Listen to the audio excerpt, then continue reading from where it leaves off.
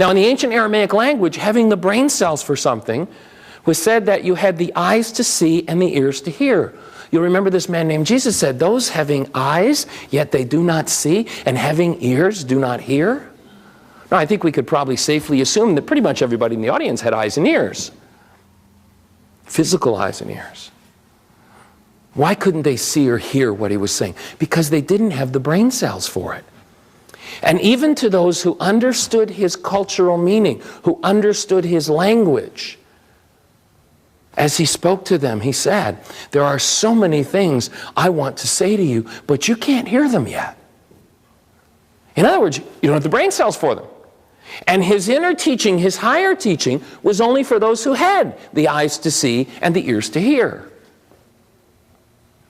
Now, let's go back to our jungle example.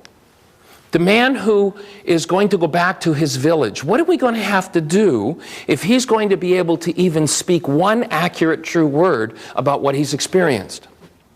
We're going to help him to teach him and have him build the brain cells for what an airplane means and what international travel means. And okay, let's imagine that we've gone through that process. He now comprehends fully what that means. Can he go back to his native village and say one true or meaningful word about what he's experienced? I'd offer that even if he has the eyes to see and the ears to hear, the brain cells, he still can say nothing true or meaningful about what he's experienced to those others back in the jungle. Because they would have to have the eyes to see and the ears to hear to be able to hear him. They would have to build the brain cells to hear what he's saying as well. So sounds don't have meanings. Law of the mind. Sounds don't have meanings. Brain cells have meanings.